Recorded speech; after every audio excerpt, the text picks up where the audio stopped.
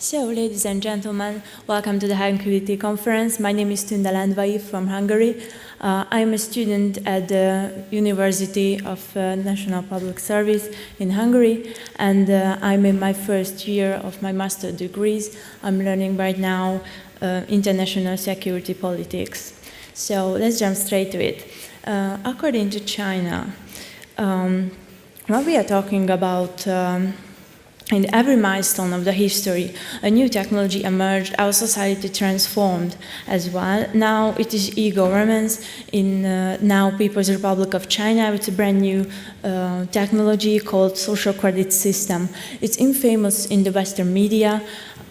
Right now they are watching it in a negative matter, and with my presentation I would like to enlighten it as a governmental package, and I would like to introduce the Chinese perspective as well as the Western media's perspective, because both have right conclusions towards it. So first, I would like to analyze the administrative background and some of the social behavior with the Chinese social system. Now it is most common behavior, and I will talk about secondly a little bit of IT structure and the information technology the system using, and then we are jump straight to in the social background of the system, those behaviors what are scored in the system, and some of the security issues which is criticized by the Western media, and now my conclusion. So. First of all, I've mentioned this is a public administration reform package. Here we have to stop a little bit because China's government already introduced law reforms which control internet, like anonymity. So in China you have to use your real name when creating profile for yourself.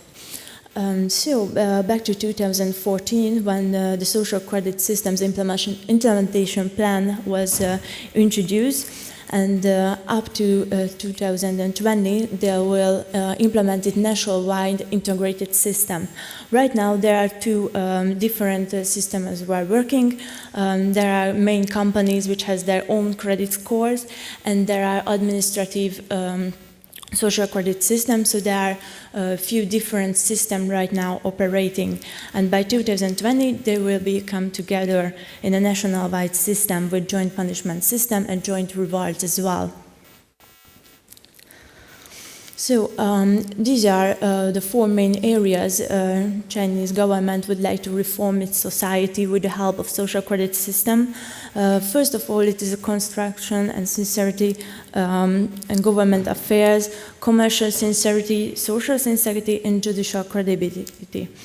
If you want to read more about the implementation plan, I would recommend you Mr. Roger Kremer's website. He has translated all the Chinese text into English.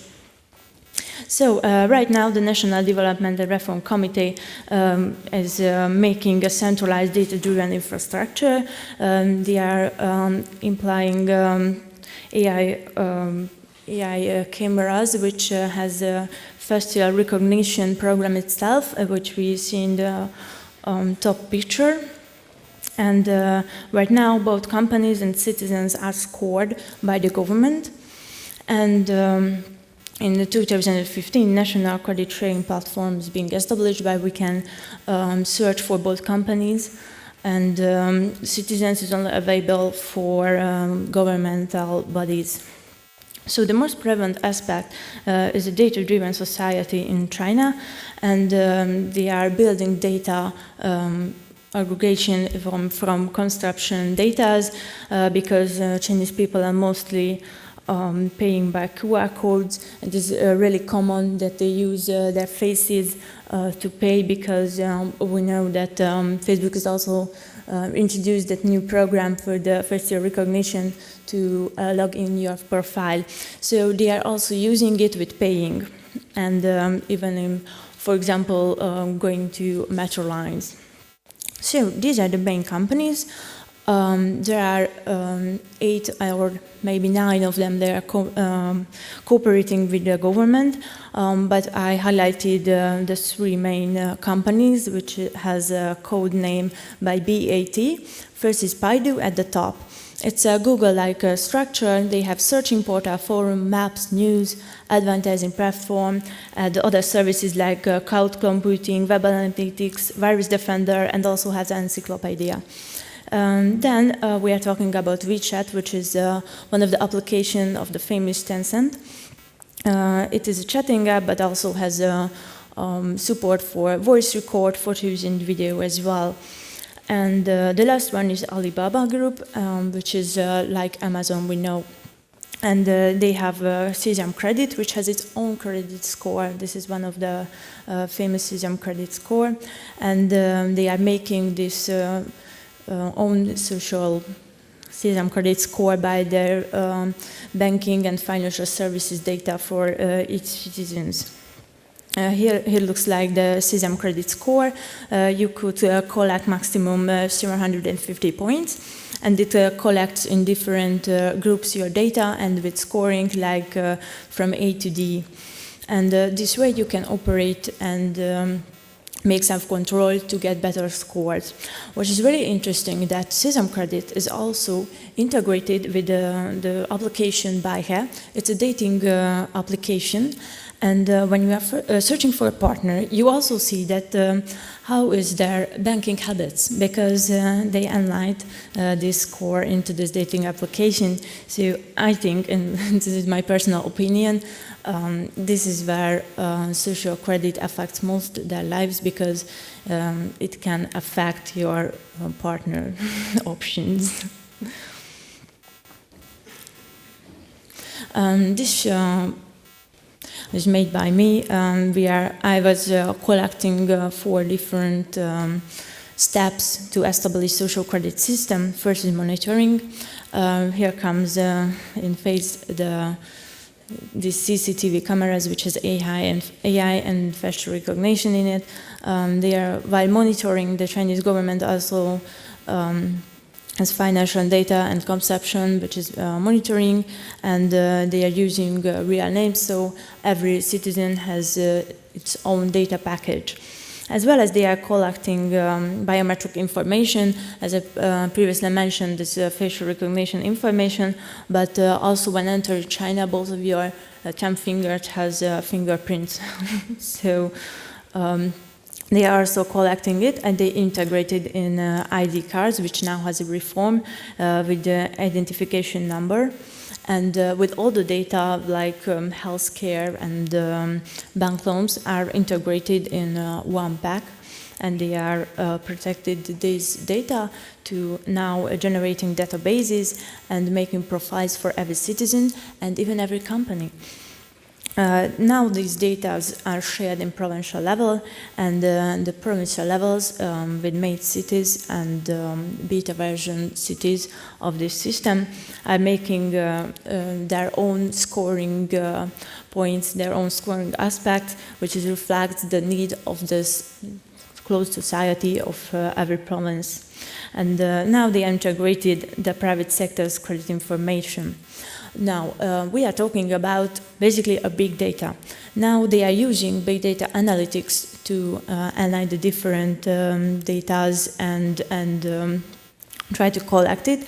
They are using flags like big data scrutiny key, and if this program analyzes some bad behavior and makes trends that could be dangerous, like about your consumption could make IoT device because you are buying dangerous things.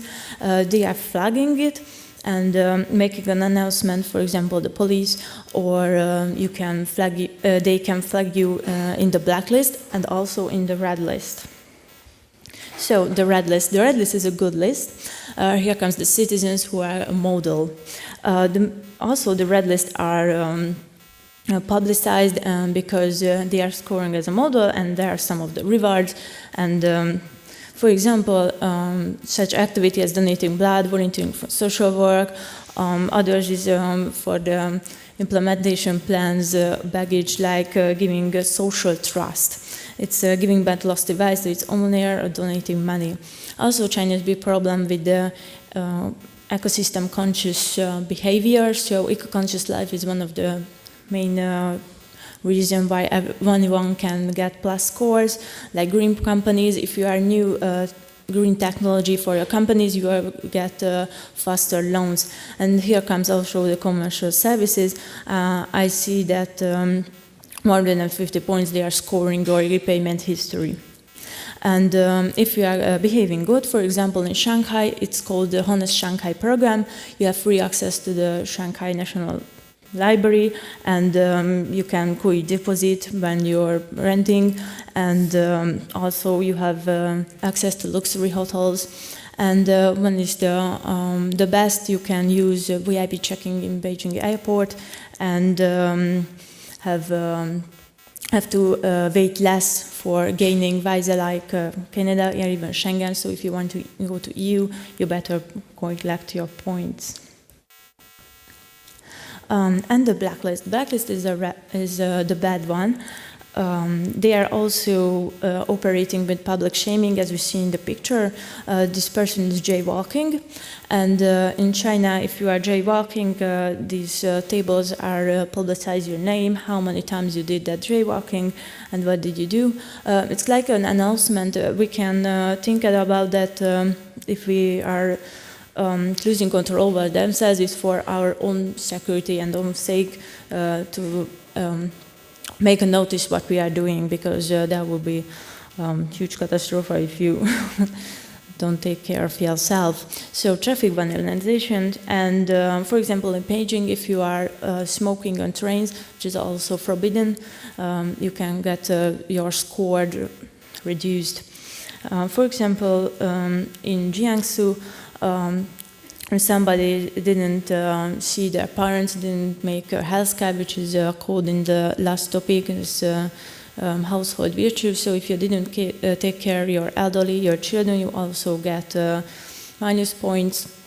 And if there is a family where violentation is common, it's also minus point. As well as one of the most interesting part, that false accusation and slander is minus 100 points. It's double of the household virtue, and the double of the social order, where you are harassing the governing political party.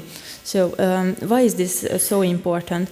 Because every citizen can score their companies if they are finding some of the skipping judicial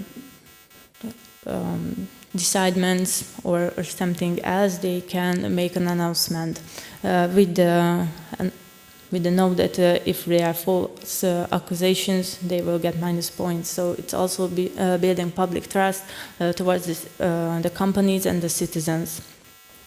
The middle point is like civil litigation, administrative punishment, is also those general governing parts which always we get like bans and fines.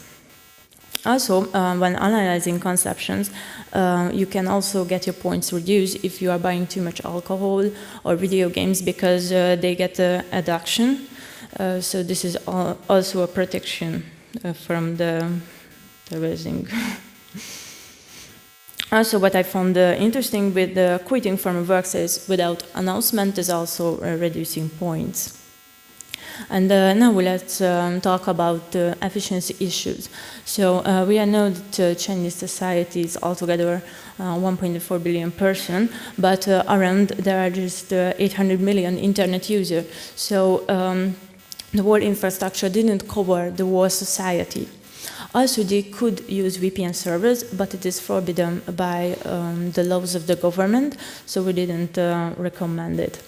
Also, there are huge risks with hacker attacks, because these systems are integrated in one big data and every citizens. And what if a hacker just attack all the police officers? What happens when the police officers didn't get tickets from the metro, from everything else? And what if it's blacklisted all the social services workers? It is a big risk, but they would also working on how to protect this system. What if the incorrect data aggregation? If I didn't do anything, but the machine is scoring me down because there are false data. And everywhere we can say that, what about unsaid machine learning? One of the main points that criticized by Western media is that the minorities are high priority in police departments. For example, the Uyghur minority in Xinjiang autonomous territory. Xinjiang is important because the One Belt, One Road project is one of the external points where China can make their commerce towards Europe and every other country. So Xinjiang should be stable.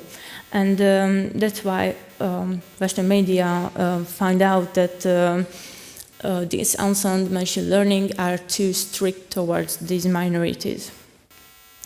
But it also has its positive effects. These are just the magnified issues.